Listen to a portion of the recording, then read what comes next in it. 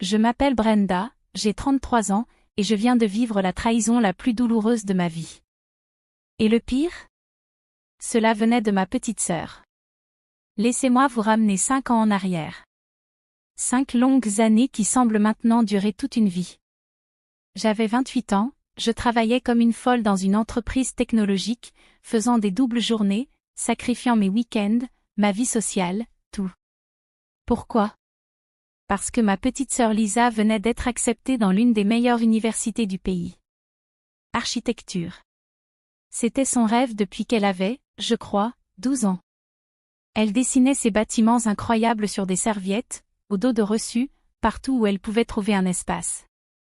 Mais voilà le problème. Nos parents? Ils n'avaient pas les moyens. Pas du tout. Papa avait travaillé toute sa vie dans la construction, et maman faisait le ménage chez les gens. Ils nous ont donné tout ce qu'ils avaient, mais les frais universitaires? C'était un autre monde pour eux. Quand Lisa a reçu sa lettre d'acceptation, j'ai vu la lumière dans ses yeux. Puis je l'ai vue s'éteindre quand elle a réalisé que nous ne pouvions pas payer. Je ne pouvais pas laisser ça arriver. Alors, j'ai pris une décision. Je lui ai dit, Lisa, tu y vas. Je m'occupe de tout. Elle a pleuré. Mon Dieu, elle a tellement pleuré ce jour-là. Elle m'a serré dans ses bras et m'a promis de me rendre fière, de travailler dur, de ne jamais oublier ce que je faisais pour elle. Et je l'ai cru. Pendant 5 ans, j'ai payé tout. Les frais de scolarité, les livres, le loyer, la nourriture, tout. J'ai déménagé dans un appartement plus petit. J'ai arrêté de sortir avec mes amis. J'ai annulé mon abonnement à la salle de sport. J'ai porté les mêmes vêtements pendant des années. Je ne suis jamais partie en vacances. Pas une seule fois en 5 ans. Mes amis ont commencé à m'appeler de moins en moins. Mon copain de l'époque? Il m'a quittée parce que j'étais, toujours trop stressée à cause de l'argent, et que je n'avais plus jamais de temps pour m'amuser. Mais vous savez quoi? Je m'en fichais. Parce qu'à chaque fois que Lisa m'appelait, excitée, pour me parler d'un projet qu'elle avait terminé, d'une note qu'elle avait obtenue, ou d'un professeur qui louait son travail, tout valait la peine. Elle y arrivait. Elle vivait son rêve. Et moi, je rendais cela possible. Je me souviens d'une fois, environ 3 ans après le début, où je suis tombée très malade. Genre, à l'hôpital. J'avais une terrible infection et j'avais besoin d'antibiotiques et de repos. Mais je ne pouvais pas prendre de congé, parce que j'avais besoin de chaque salaire. Alors je me traînais au bureau chaque jour, fièvre et tout, parce que manquer le travail signifiait manquer de l'argent, et manquer d'argent signifiait que Lisa pourrait devoir abandonner. Est-ce qu'elle savait que j'étais malade? Oui. Est-ce qu'elle a proposé de prendre un petit boulot pour aider? Non. Mais je me suis dit que ça allait. Elle devait se concentrer sur ses études. C'était l'accord. C'était mon sacrifice, et je l'ai fait volontairement. Avançons jusqu'à 3 mois avant la fin de ses études. Dernière année pour Lisa. Elle m'appelle, super excitée, parlant de la cérémonie de remise des diplômes. Elle parle sans arrêt de la cérémonie, de la toge, de tout. Et moi, assise là, les larmes aux yeux, pensant à quel point je suis fière. Comment tous ces sacrifices ont mené à ce moment. J'ai hâte de te voir traverser cette scène, lui ai-je dit. Je vais pleurer comme un bébé. Il y a eu une étrange pause au téléphone. Oui, à ce sujet. Dit-elle, sa voix devenant étrange. Alors, la remise des diplômes est assez petite. Les places sont limitées, tu sais? Et, Stéphane veut vraiment que toute sa famille y soit là. Stéphane. Son copain depuis environ 8 mois. D'accord, dis-je lentement. Mais il y a une place pour moi, non? Je veux dire, je suis ta sœur. Une autre pause. Plus longue cette fois. Le truc, Brenda, c'est que les parents de Stéphane organisent une énorme fête pour ma remise des diplômes. Ils ont été tellement soutenants, et ils veulent vraiment que leur famille élargie soit là pour célébrer. Ses tantes, oncles, cousins. Ils ont tous été si accueillants. Mon cœur a commencé à battre la chamade. Lisa, tu veux dire quoi? Je n'ai que quelques billets, et la famille de Stéphane a été tellement gentille avec moi. Son père m'a même aidé avec mon projet final. Ils ont été comme une seconde famille. Je n'arrivais plus à respirer. Une seconde famille? Lisa, j'ai payé 5 ans de tes études. 5 ans. J'ai tout sacrifié. Je sais, et je suis reconnaissante, mais maintenant, il s'agit de mon avenir. Le père de Stéphane possède un cabinet d'architecture. Il parle déjà de m'offrir un poste. Cette fête, ces contacts, c'est important pour ma carrière. Donc tu me dis que je ne peux pas venir à ta remise des diplômes? Après tout ce que j'ai fait? Ne dramatise pas, Brenda. Tu pourras célébrer avec moi une autre fois. Ce n'est qu'un jour. Un seul jour. Juste un seul jour. Le jour dont je rêvais depuis 5 ans.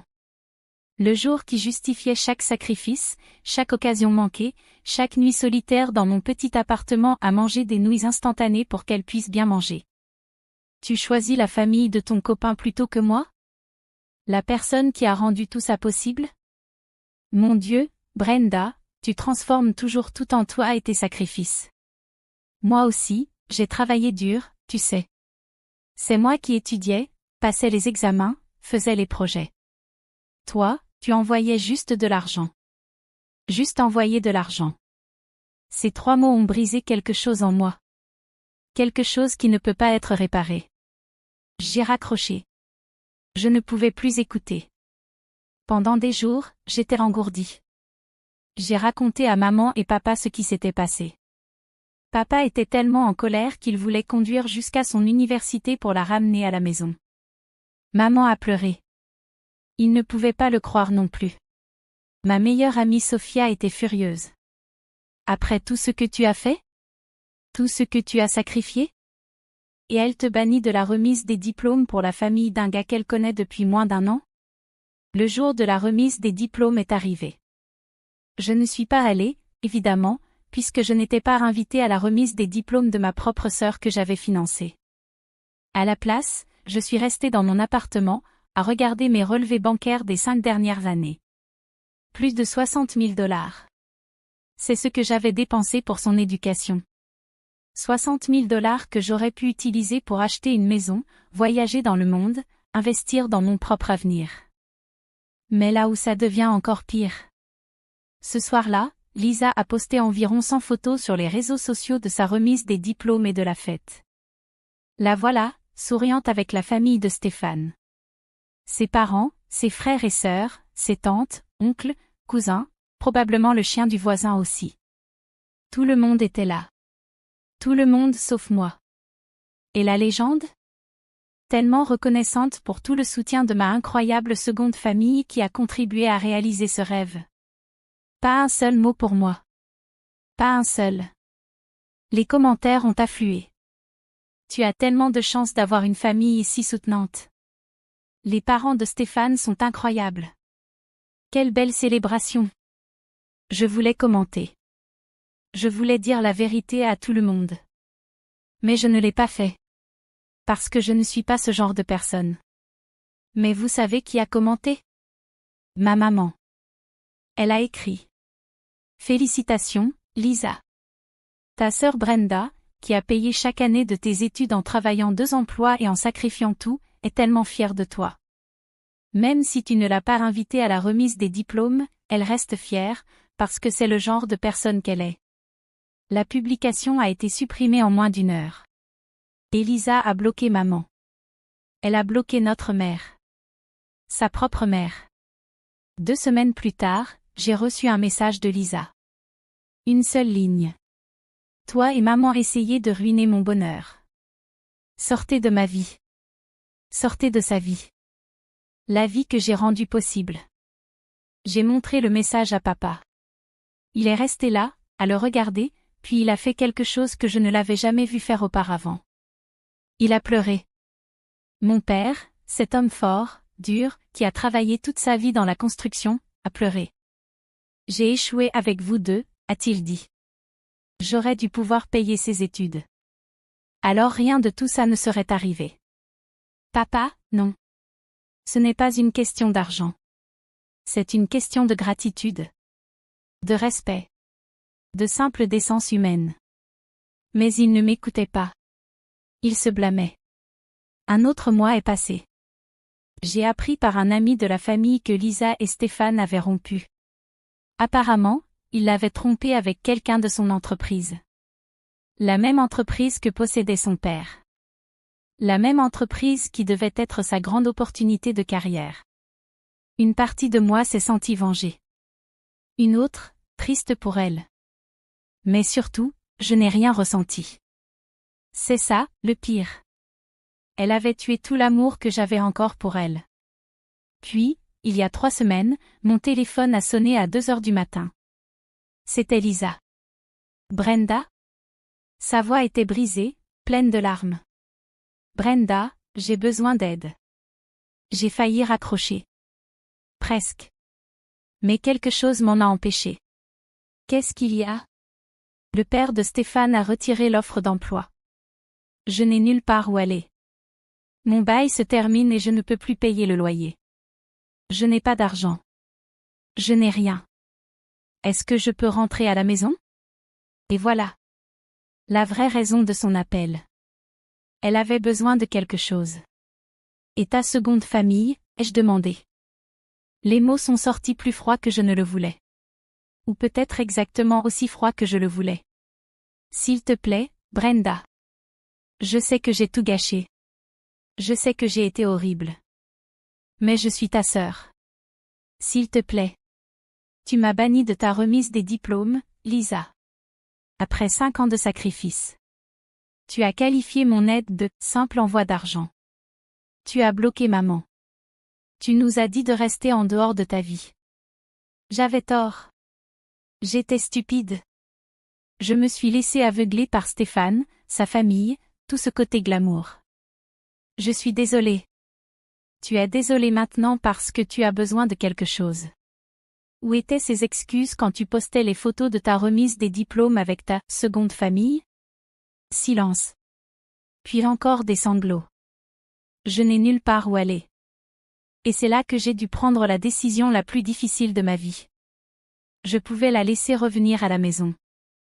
Je pouvais être la personne la plus mature. Je pouvais lui montrer ce que signifie une vraie famille. Mais à quel prix? Ma dignité? Mes limites? Lui enseigner qu'on peut maltraiter les gens et s'en sortir quand même? Lisa, je t'aime. Je t'aimerai toujours, parce que tu es ma sœur. Mais je ne peux pas t'aider cette fois. Pas parce que je suis cruelle, mais parce que tu dois apprendre que chaque action a des conséquences. Tu dois t'en sortir seule. Comme moi j'ai appris à financer tes études seule. Comme j'ai appris à survivre seule quand tout le monde m'a laissé tomber parce que j'étais trop stressée et trop occupée à te soutenir. Brenda, s'il te plaît. J'espère que tu trouveras ton chemin, Lisa. Vraiment. Mais je ne peux pas être cette personne dont tu te souviens seulement quand tu as besoin de quelque chose. Ce n'est pas de l'amour. Ce n'est pas une famille. C'est juste utiliser quelqu'un. J'ai raccroché. Et j'ai pleuré. Mon Dieu, j'ai tellement pleuré cette nuit-là. Parce que malgré tout, c'est toujours ma petite sœur. La fille qui dessinait des bâtiments sur des serviettes. La fille qui me serrait dans ses bras en me promettant de me rendre fière. Mais parfois, aimer quelqu'un signifie le laisser affronter les conséquences de ses choix. Maman et papa étaient déchirés. Ils voulaient l'aider, eux aussi. Mais je leur ai dit, si vous l'aidez maintenant, vous lui apprenez qu'elle peut maltraiter les gens et être quand même secourue. C'est vraiment la leçon que vous voulez lui donner? Ils ne l'ont pas aidé non plus. Ça les a tués, mais ils ne l'ont pas fait. La dernière nouvelle que j'ai eue, c'est que Lisa s'était installée chez une amie de l'université. Elle a trouvé un emploi dans un petit cabinet, pas le cabinet prestigieux dont elle rêvait, mais quelque chose. Apparemment, elle s'en sort. Pas brillamment, mais elle s'en sort. Nous ne nous sommes pas parlé depuis des mois. Je ne sais pas si nous nous reparlerons un jour. Et honnêtement, je ne suis pas sûre d'en avoir envie. Parce qu'à chaque fois que j'y pense, je revois cette légende. Ma merveilleuse seconde famille qui a contribué à réaliser ce rêve. 60 000 $ et 5 années de ma vie réduits à néant. Effacées. remplacée par des gens qui ne sont apparus qu'à la fête de la fin. Parfois, les gens me demandent si je regrette d'avoir payé ces études, d'avoir sacrifié autant. Et vous savez quoi? Je ne regrette pas le sacrifice. Je regrette pour qui j'ai sacrifié. Parce qu'elle n'en valait pas la peine. La sœur que je croyais avoir, la sœur reconnaissante, aimante et affectueuse que j'imaginais n'aurait jamais pu me traiter ainsi. Cette sœur n'existait pas. Ou peut-être qu'elle a existé un jour, mais quelque part en chemin, elle a disparu. Le pire, ce n'est pas l'argent. Ce n'est même pas d'avoir raté la remise des diplômes. C'est la réalisation que j'avais si peu d'importance à ses yeux que je pouvais être remplacée et effacée aussi facilement. Que 5 années de soutien indéfectible pouvaient être réduites à juste envoyer de l'argent. J'ai appris une leçon douloureuse. On peut aimer quelqu'un de tout son cœur, tout sacrifier pour cette personne, et elle peut quand même choisir de vous faire mal de la manière la plus profonde possible. Et quand cela arrive, il faut s'aimer assez pour partir. Même quand ça brise votre cœur. Surtout quand ça brise votre cœur. Alors oui, j'ai payé les études de ma sœur pendant 5 ans, et elle m'a banni de sa remise des diplômes. Et maintenant, nous n'avons plus du tout de relation. Peut-être qu'un jour elle comprendra vraiment ce qu'elle a perdu. Peut-être qu'un jour elle réalisera qu'avoir quelqu'un qui vous aime au point de tout sacrifier est rare et précieux. Ou peut-être pas. Peut-être qu'elle traversera la vie en pensant qu'elle méritait tout, que tout lui était dû, que je faisais juste ce que la famille est censée faire. Dans tous les cas, j'en ai fini. J'en ai fini d'être considérée comme acquise. J'en ai fini de me sacrifier pour des gens qui ne l'apprécient pas. J'en ai fini d'être le plan B de quelqu'un quand son choix numéro 1 échoue. Je me mets enfin en priorité. Et vous savez quoi? Ça fait du bien. Effrayant, mais bien. Parce que je mérite mieux. Je mérite d'être la priorité de quelqu'un, pas une pensée secondaire. Je mérite de la gratitude, pas l'effacement. Je mérite un amour inconditionnel, pas transactionnel. Et si Lisa ne peut pas me donner ça, alors peut-être vaut-il mieux qu'elle reste en dehors de ma vie. Comme elle l'a demandé. La partie la plus triste de toute cette histoire? Je referais tout si je pouvais revenir en arrière. Parce qu'à l'époque, je croyais en elle. Je croyais en nous. Je croyais que la famille avait un sens. Mais maintenant je sais mieux. La famille, ce n'est pas juste le sang. C'est le respect. C'est la gratitude. C'est être présent. C'est se souvenir de qui était là quand ça comptait. Et je n'oublierai jamais qui n'était pas là quand ça comptait le plus. Moi, apparemment. Selon Lisa, je n'étais pas là. J'étais juste quelque part en arrière-plan, envoyant de l'argent, pendant que sa vraie famille, sa seconde famille, la soutenait. Eh bien, j'espère que cette seconde famille sera là pour elle la prochaine fois qu'elle aura besoin d'aide. Parce que cette première famille, elle, est définitivement fermée. Pour toujours. Merci d'aider cette chaîne à continuer de grandir. Mettez un like si vous avez aimé cette histoire, n'oubliez pas de vous abonner si ce n'est pas encore fait, et cliquez sur la carte ci-dessus pour regarder d'autres histoires comme celle-ci.